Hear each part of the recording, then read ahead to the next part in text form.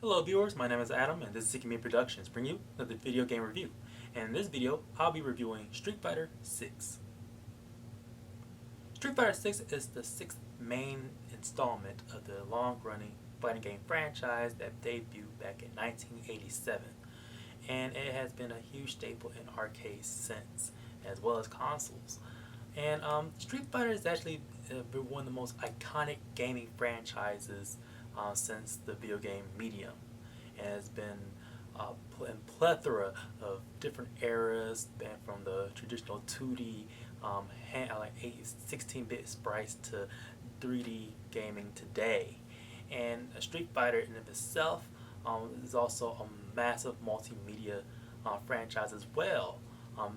At the time of this video, Legendary Pictures has the licensing rights to develop TV and films for the Street Fighter franchise for a live-action movie as of right now. So it's about time that on this channel we begin discussing this iconic gaming franchise. And Street Fighter, because of its iconic, is basically the baseline for the fighting game genre in overall, with the most influential title in the series, Street Fighter 2.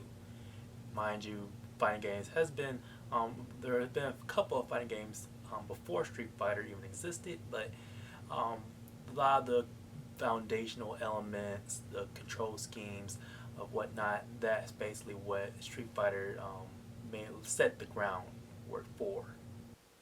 Now, for those who are unfamiliar with the Street Fighter brand, it was originally a fighting game tournament of the World Warrior that sets up fighters from around the world with their various vast martial arts styles, and they compete against each other to see who is the strongest. And it's been like that for the baseline of the series. Usually, if the antagonistic plot came around in Street Fighter 2 with the organization of Shadowloo of M.Bison, who composes a said tournament so he can recruit fighters to his plan to world domination. The second type of antagonist would have been Akuma and other strong fighters, usually in the global sense, but Akuma being more of a personal, individual antagonist for who is normally the main character of the franchise, Ryu, and sometimes Ken. Two individuals who grew up with each other and practiced among the same martial arts style, and they compete against each other as two rivals. Street Fighter 6 takes place actually in chronologically the sequel, finally, in this whole franchise after so many years of backwards and forwards, in betweens and spin-offs. Even like title installments like Street Fighter 4 and 5 are actually chronologically set between Street Fighter 2 and 3. It's a weird situation how timelines work, but Street Fighter 6 is finally the stepping stones of the pushing this franchise further into more modern times. Bison or Vega, between how you want to pronounce that villain's name, has been long since dead, and many of the fighters from around the world and from past games are technically in retirement or laying low or trying to deal with the remnants of the past. And how the story sets up in this game is usually take players in the World Tour section. This is where you are able to create your own character through the way they look, from any type of ethnicity, race, or physical attributes, as well as clothing, to your taste. And this playable character will also be carried out through the Battle Hub area, which is mostly an online section of the game, but a little bit more on that later. But in the World Tour, it's basically an open world setting that takes place in many different corners of the globe. Most likely, most of the time you're in is in Metro City, which is from a Final Fight video game from Capcom that takes place within the same universe as Street Fighter, and you'll have to interact with NPCs and earn money through either fighting or doing certain mission objectives based off of what activities that you can.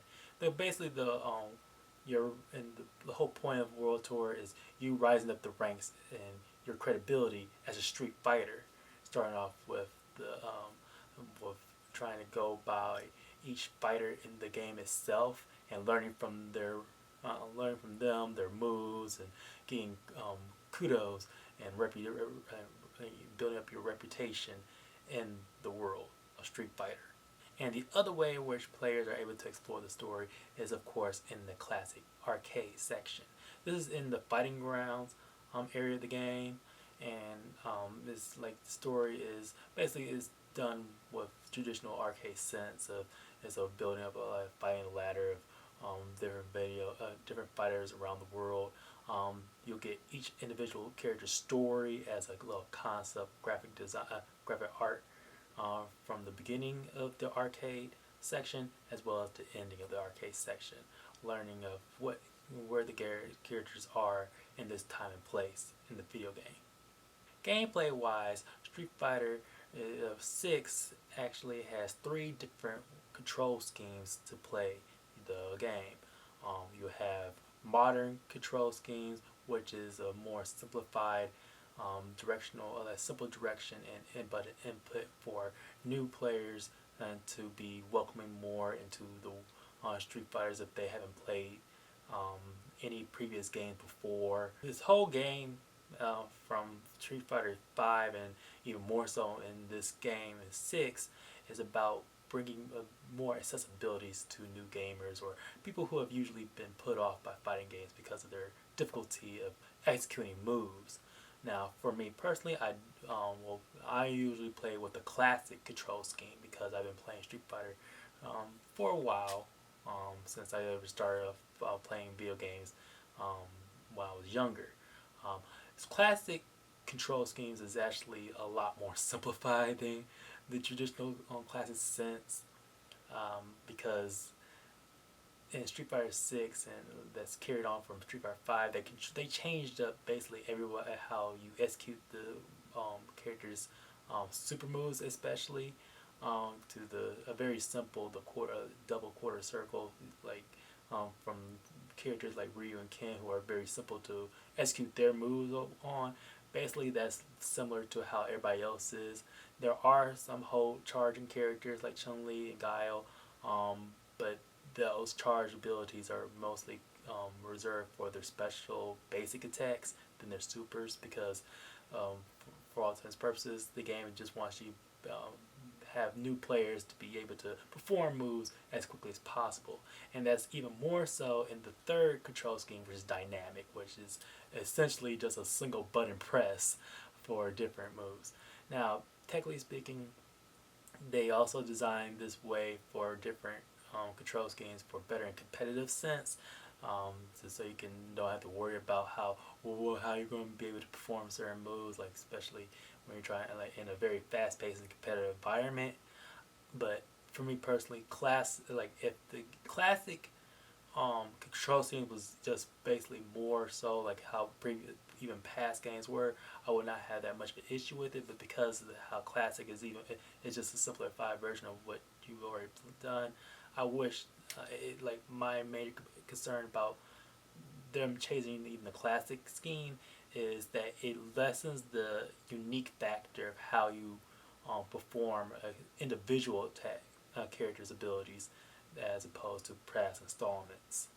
Building off of the offensive attacks from special moves, unique attacks that's just very abbreviated ways of how you can do simple combos or super moves that goes from levels 1, 2, and 3 depending on your inner power meter that's down below. So keep track on that and which type of super move that you're able to perform.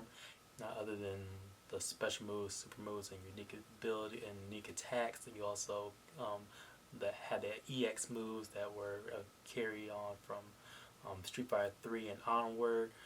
This is actually done instead of on the power meter from the super move. These are activated or processed through a separate bar that's underneath your health meter, which is also which they are like a much more heightened version of your special moves. So a different variation of that. But this other bar that is also the drive meter as well. That's like corresponds with the with the same EX meter.